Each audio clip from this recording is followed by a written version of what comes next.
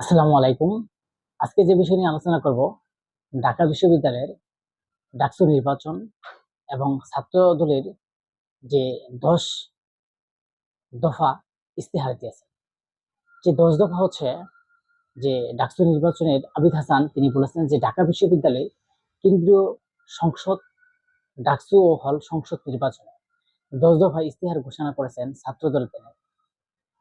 কিন্তু এই ছাত্রদলের যে ১০ দফা প্যানেলে যে কথা বলেছেন, তারা একটা ঘোষণা দিয়েছেন শিক্ষা, গবেষণা প্রাধান্য দিয়ে আধুনিক এবং আনন্দময় বসবাস ও নিরাপদ ক্যাম্পাস গড়ে তোলা, নারী শিক্ষার্থীদের জন্য নিরাপদ ক্যাম্পাস, নারী স্বাস্থ্য সুরক্ষা এবং সমৃদ্ধতা বৃদ্ধি করা, শিক্ষার্থীদের জন্য মানসম্মত স্বাস্থ্যসেবা ও স্বাস্থ্য বীমা নিশ্চিত করা এবং বিশেষ চাহিদা সম্পন্ন ছাত্রছাত্রীদের শিক্ষা গ্রহণ ও চলাচল সহজতর করা, কারিকুলাম অবকাঠামো ও পরীক্ষা ব্যবস্থা আধুনিকায়ন ও গবেষণা মনোনয়ন, পরিবহন ব্যবস্থা নিয়ন্ত্রণ, ব্যাটারি চালিত শাটল সার্ভিস প্রচলন এবং যাতায়াতে সহজ ব্যবস্থা করা।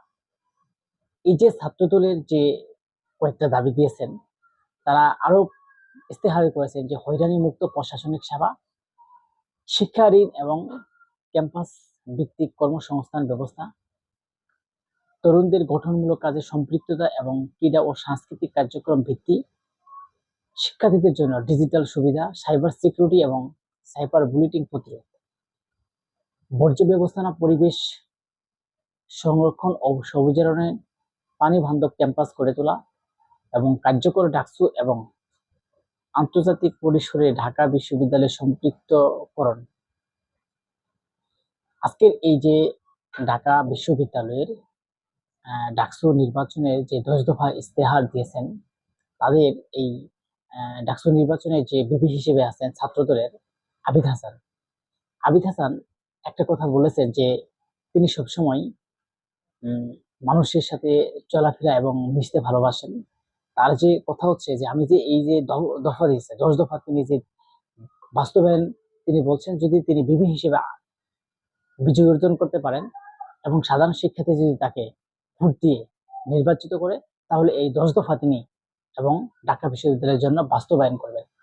তিনি বলেছেন যে ঢাকা বিশ্ববিদ্যালয়ের অনেক সংস্কারের প্রয়োজন আছে, যেগুলো গত ১৭ বছরে হয়নি, এবং তাকে যদি এবার ভোট দেওয়া হয় এবং সেই ভোটের মাধ্যমে তিনি যদি বিজয়ী হয়ে আসার সুযোগ পায়, তাহলে এই শুধু এটা না, এটার বাহিরে আরো যদি করা যায় সেগুলো চেষ্টা করবে, এবং কি বেশিরভাগ এই ১০ দফা ইস্তেহার এবং নারীরা যাতে তারা স্বাধীনভাবে চলতে পারে সে বিষয়েও তিনি কথা বলেছেন। এবং তাদের কথা হচ্ছে যে এত সুন্দরভাবে এই বিশ্ববিদ্যালয় ক্যাম্পাস গড়ে তোলা হবে যাতে আর কখনো কেউ তুলে নাই, এরকম ভাবে তারা এই ঢাকা বিশ্ববিদ্যালয় ক্যাম্পাসকে গড়ে তুলতে চায়।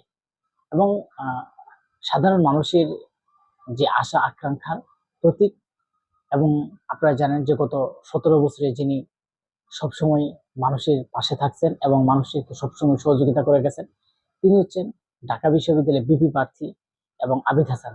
তিনি একজন আপনারা কয়েকদিন আগে আমি একটা ভিডিও করেছিলাম, তিনি কান্নায় ভেঙে পড়েছিলেন যে তিনি ছাত্রদলের যে বিপি হিসেবে পাওয়ার পরে তিনি কিন্তু কান্নায় ভেঙে পড়েছিলেন, কারণ এই ছাত্রদল করার কারণে তার জীবনে অনেক স্মৃতি জর্জরিত আছে।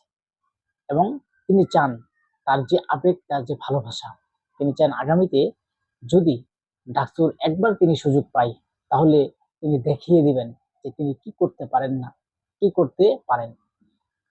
ডাকসু নির্বাচন আমরা চাই যে আবিদ হাসান আগামীতে সুন্দরভাবে একটা মানুষের মতো গ্রহণযোগ্যতা হিসেবে উঠে আসুক এবং ঢাকা বিশ্ববিদ্যালয়ের একজন বিপি হিসেবে তিনি বিজয় অর্জন করুক। এটাই কিন্তু সারা বাংলাদেশের মানুষের আশা এবং আকাঙ্ক্ষা পাবে। আর ঢাকা বিশ্ববিদ্যালয়ের নির্বাচনটা খুবই একটা গুরুত্বপূর্ণ নির্বাচন চলছে এখন বর্তমানে। আর এই তিনি যে ইস্তেহারগুলো দিয়েছেন ১০ দফা, সেটা কিন্তু বাস্তবায়ন করবে। তিনি যদি বিজয় অর্জন করেন, ইনশাল্লাহ অবশ্যই বাস্তবায়ন করবে। এটা আমাদের আশা এবং প্রত্যাশা।